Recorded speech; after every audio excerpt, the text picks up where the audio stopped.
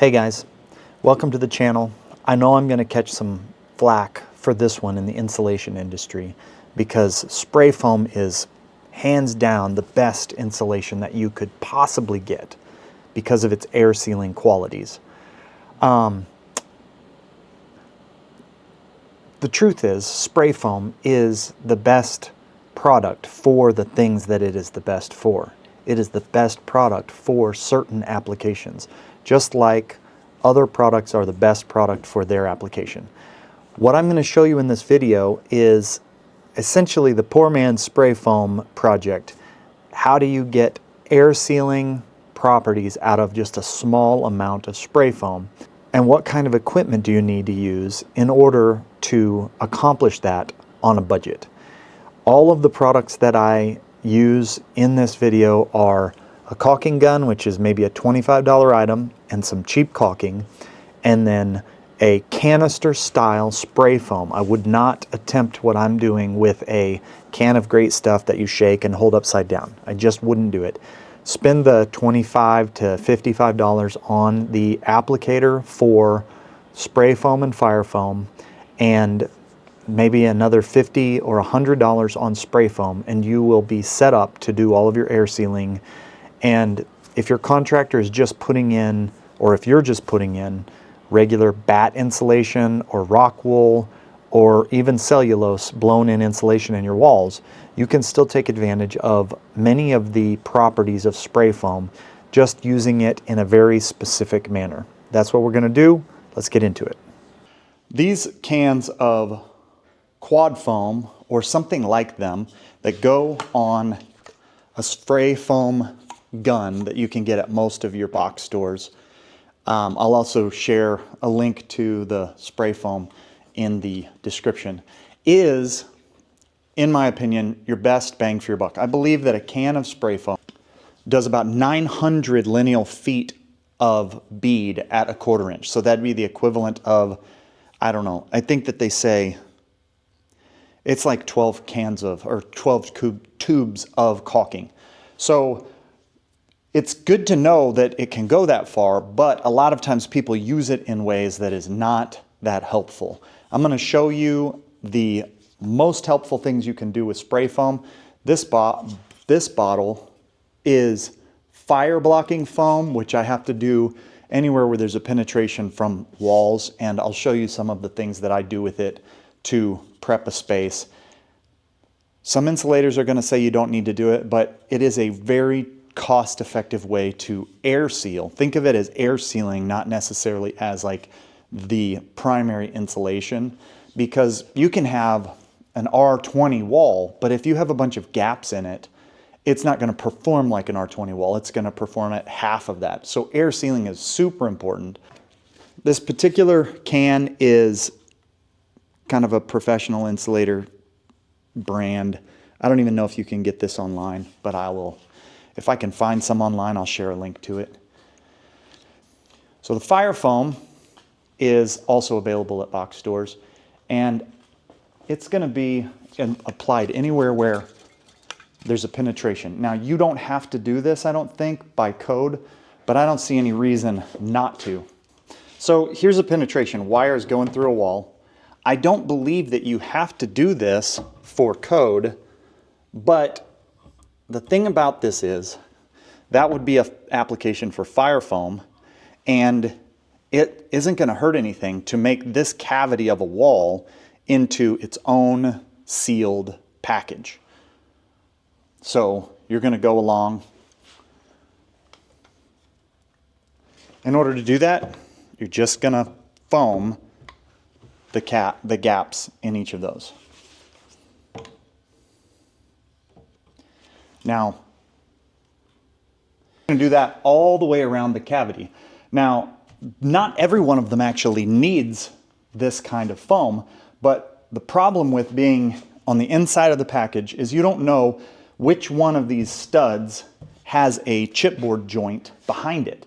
So it's super fast to just foam all the way around the edges of it, and it's not that costly to do it, and you make sure that this cavity is sealed off from all the other cavities. We're going to seal here. We're going to seal out to here.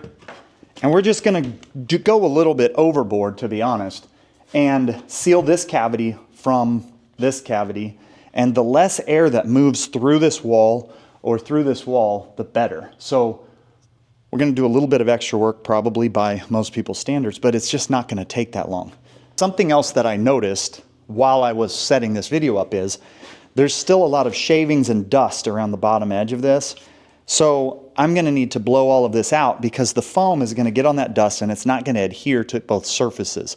So before I really get carried away insulating this wall, I really need to clean it out, broom, and then blow out all of this wall so that the surfaces are clean and the foam will stick to the surfaces. After we've gone over a wall and we've hit all of the areas where there's holes going through it, in the rim, anywhere like that, with the fire foam, we would switch to OSI quad foam or something like that. And then my technique is to simply not go overboard on it. You really want to fine tune how open your nozzle is so that this doesn't happen. And just fill the gap with a very fine bead all the way around. Like I said previously, when I got down to here, there's a lot of dust. So I'm going to actually come back and sweep this out and blow it out so that I don't have this problem before I come back and actually do the whole surface.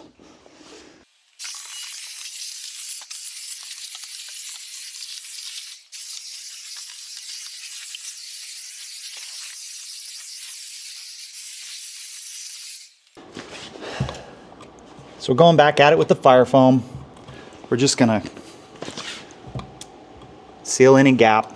The nice thing about fire foam is it's orange so that the inspector can see that it's foamed.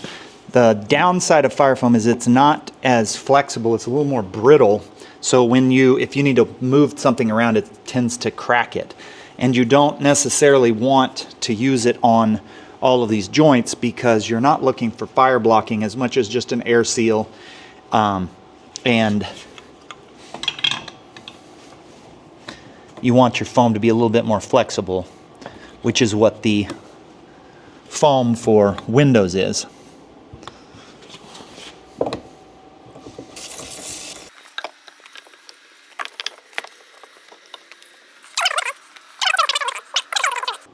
The kinds of areas that are absolutely necessary are areas like this, where there are holes drilled from the wall into the ceiling around pipes and things like that. So I'm going to go around the entire project and look for those types of cuts and foam them to seal them off.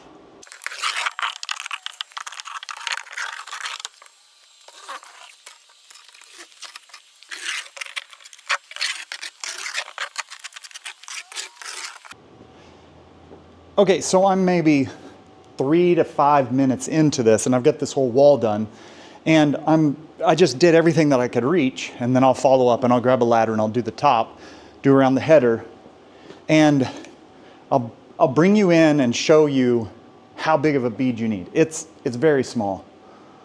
So it's between a 1/4 and an 1/8 of an inch probably right there. There's some places that are a little thicker.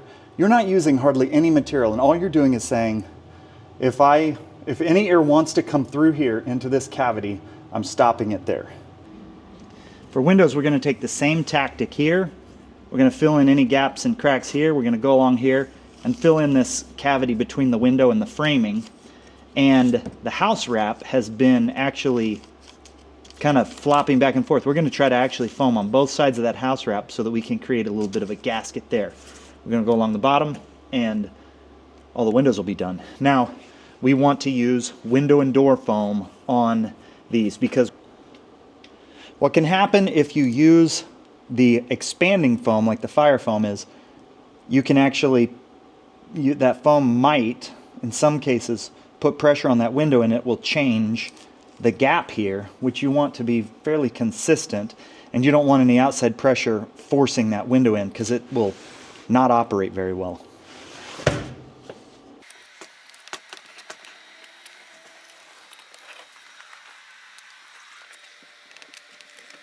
The nice thing about this foam is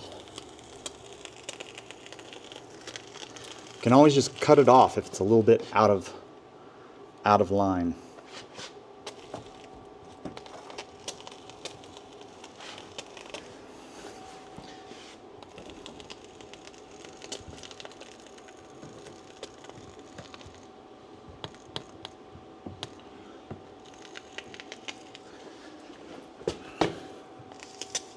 You don't really have to do this part because this is actually on the inside of the wall.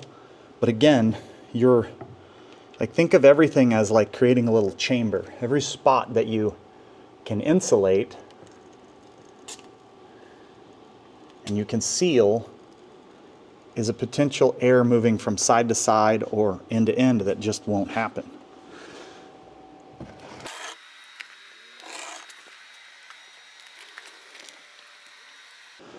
So this house is actually just going to be insulated with R21 pink insulation, fiberglass insulation, because the buyer, the customer, is on a little bit of a budget. But we're going to be able to use quad foam. We're going to be able to use quad foam to seal all the gaps and cracks, and then we're going to come back and we're going to caulk the joint where the 2x6 floor plate meets the concrete. It has a foam seal between it, but it doesn't hurt to go ahead and air seal the inside corner of that just to be sure. So we're also going to follow. I'm going to follow up here with a bead of caulking. It really doesn't need to be an expensive caulking to seal this gap. And it doesn't hurt to kind of squeegee it into that joint to seal that up. We're using just a basic 20-year painter's caulk. It's not going to get a lot of weather, but it's going to seal this joint here. You can also, if you prefer, you can also use the painter's caulk on these surfaces to seal that crack.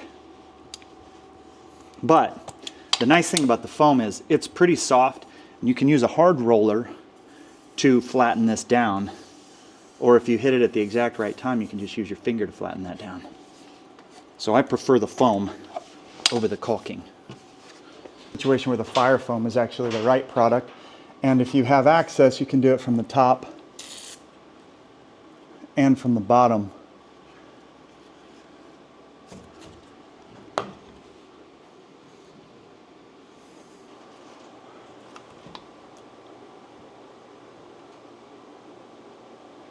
Kind of hard to hold a camera and do this at the same time.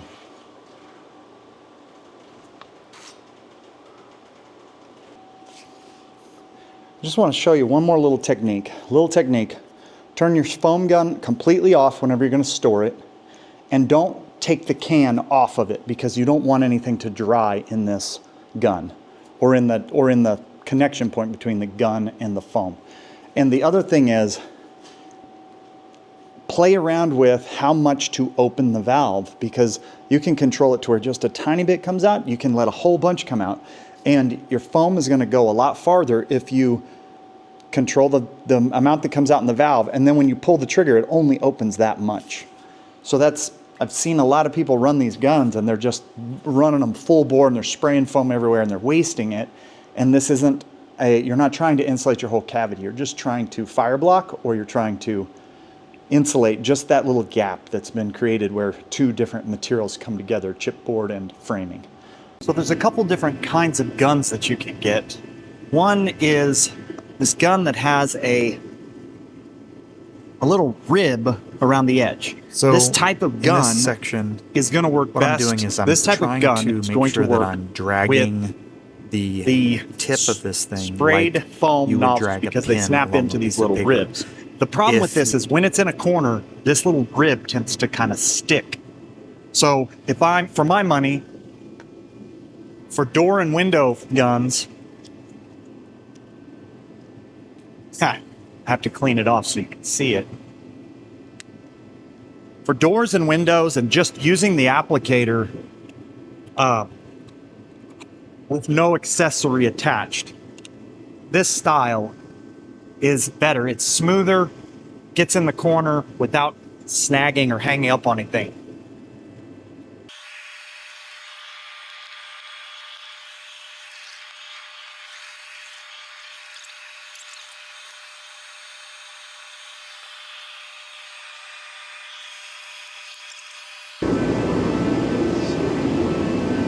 So that's a room. It's about 10 minutes and probably another 5 minutes on the top.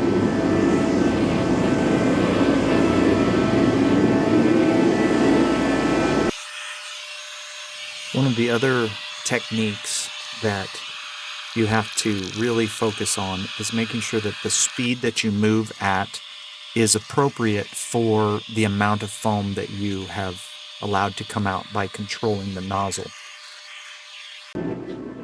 If you have gaps that are hard to get to, you can use an extension. But here's the thing.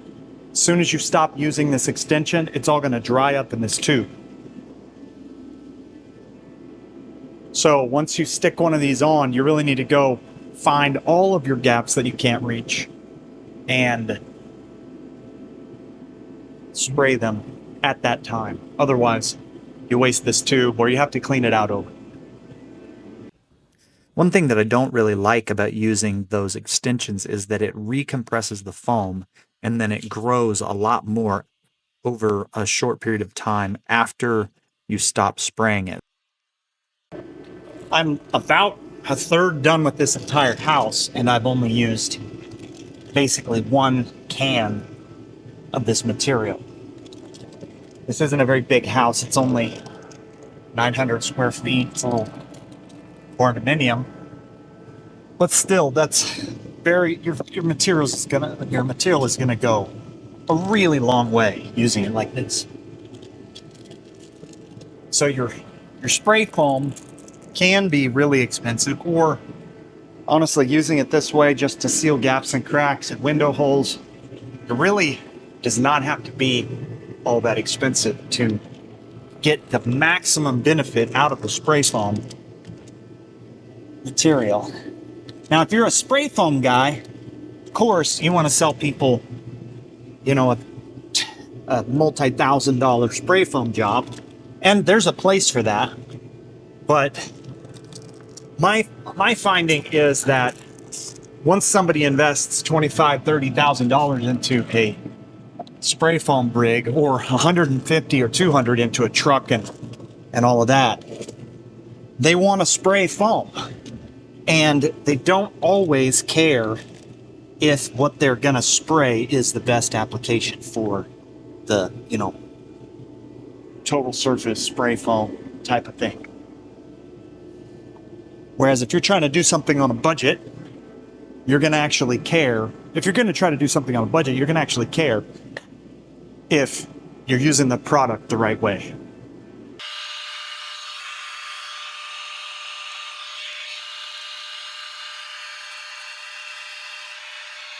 Down close to the end of the can, you kind of have to keep it tipped this way, so that, because if you tip it this way, the air gets out, or the propellant gets out, without pushing fluid through it.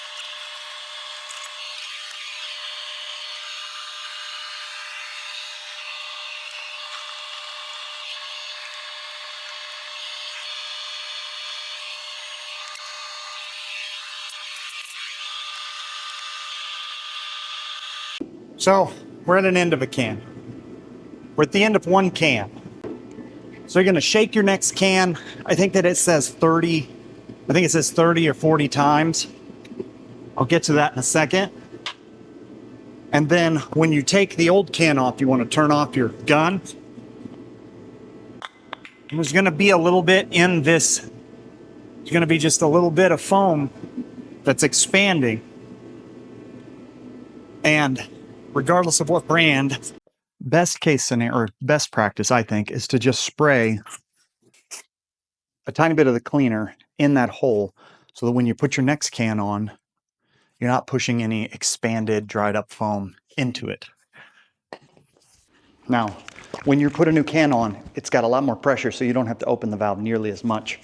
As you go through the can, you have to actually open the valve a little more as you go to keep your bead consistent. But right off the bat, it is pushing a lot.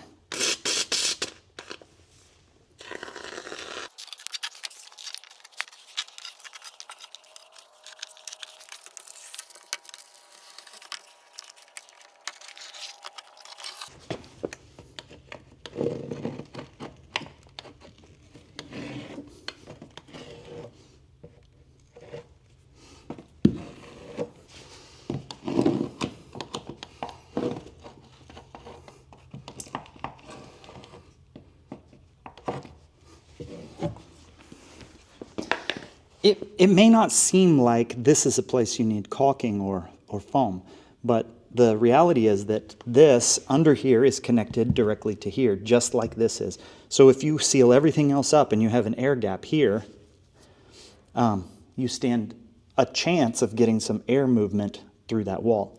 It takes very little time to fix that, and so my opinion is just why not? That's the question.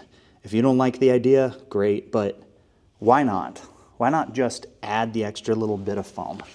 Here's another for instance. That's tight, but it's tight, but it could just have a tiny bead of foam. So why not just put a tiny bead of foam in there?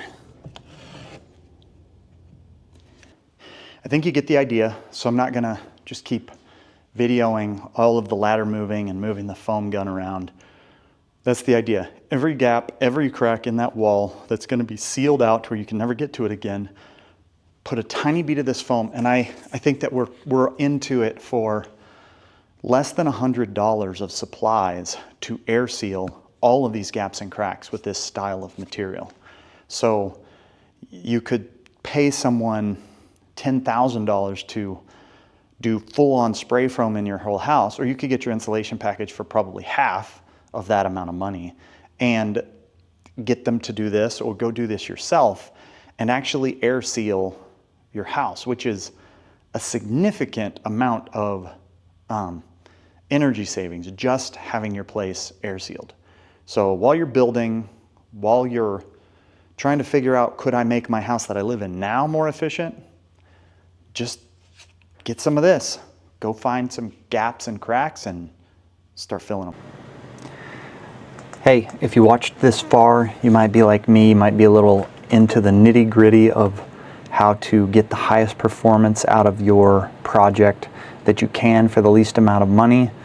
The links to all of these products are in the description, and you're welcome to check them out and see if any of them will work for you. They're a super cost-effective way to use spray foam in a technique that will save you a lot of energy over time, and initially it will save you a lot by doing a more traditional insulation package, just adding a lot of air seal component. You really can't go overboard on that air sealing, and so just go for it. Give it a shot.